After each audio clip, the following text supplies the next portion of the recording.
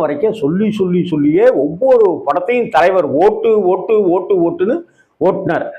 கட்சி தொடங்கி ஓட்டு வாங்கினாரோ இல்லையோ, இப்படி அரசியலுக்கு வருவேன், இந்தா வருவேன், அந்தா வந்துருவேன் அப்படி இப்படின்னு சொல்லியே உசுப்போத்தியே உடம்ப ரணகலம் ஆக்கிட்டாங்கன்னு வடிவேலு சொல்லுவார்ல, அது மாதிரி ஆக்கினாரு ரஜினி ரசிகர்களை. ரஜினி அது ஒரு பக்கம் இருக்க, ஏன் இவர் வரலையே, நம்ம வந்தா என்ன அப்படின்னு இருக்கும்போது படத்துக்கு பேரு தலைவா அப்படின்னு வைங்க.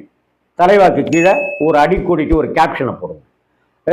யாருப்பா அது, படத்துக்கு தரையை போடு, படத்துக்கு கட்டையை கொடு. யாரு? போயஸ் கார்டன்ல இருந்து. யாரு? ஜெயலலிதா அவர்கள். யாரு? முதலமைச்சராக இருந்தவங்க. உடனே அப்பாவை கூட்டிகிட்டு என்னப்பா இது அப்படின்னு போக கொடநாடு போயிட்டாங்க. கொடநாடு கூப்பிட்டாங்க. கொடநாடுல காத்து கிடந்து கடைசியில் பல பஞ்சாயத்துகளை மீறி இந்த இதுக்கு அதிமுக வரக்கூடிய தேர்தலில்